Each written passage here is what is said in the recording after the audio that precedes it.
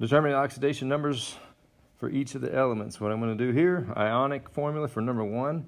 I know that ionic formulas, the sum of the oxidation numbers equals 0. So I'm going to work backwards. Working backwards means I'm going to separate each element and identify its oxidation number. I'm starting with a negative. That's what I mean by work backwards. Sulfur is known to be -2. I know that from the periodic table. If there's one sulfur, the overall is -2. Now I'm going to try to figure out chromium. There is also 1. So therefore, if these oxidation numbers cancel out to equal 0, then chromium in question number 1 has to be a +2. Because +2 plus a -2 will equal 0. Same thing for the second one. I know that those oxidation numbers will equal 0, but I need to work backwards. Sulfur is known to be -2, so now I need to find out the chromium. But in this case, there is a subscript on sulfur, so I have to multiply 3 times -2, and that's a total of -6. Chromium has 2, so I know that its positive charge has to be multiplied by 2 to cancel out that -6. And so if it takes 2 chromiums to cancel out the 3 sulfurs -6, then chromium has to be, in this example, a +3 ion.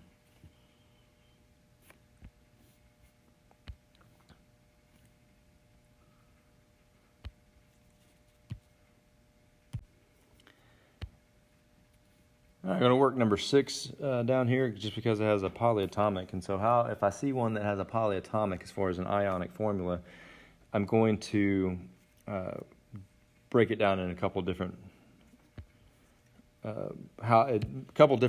ways of looking at it. First thing I'm going to do is, separate the elements. I'm going to do the metal first. Okay, and what I need to know is the metal was positive is going to cancel out the polyatomic's charge, in this case -3. I know the phosphate is -3 due to the fact of the polyatomic ion sheet on the back of my periodic table tells me it's -3. If there's one phosphate that has a -3 and there's one lead, then it must mean that lead is in a +3 oxidation number because it cancels out that -3. So now I'm just going to focus on solely the PO4. Okay? The PO4, I'm going to work backwards. This time, the sum of the numbers of the oxidation numbers of oxygen and phosphorus must equal -3.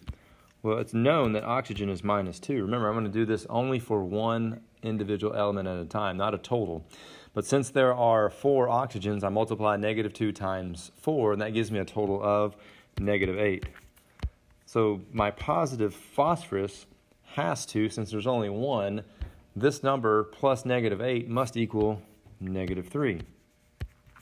So this one is, what is it? Well, +5. I can set it up like an algebra problem. X plus -8 equals -3. Rearrange it if I have to. It results in +5. When I get to questions like number 11, now this is covalent. Covalents do have oxidation numbers. Now we don't use them to write formulas, but we have them and can assign them in a formula. They equal 0. Together, the positive and the negative in this formula equal 0. I work backwards. Oxygen is -2. And there's 2 of them for a total of -4 charge.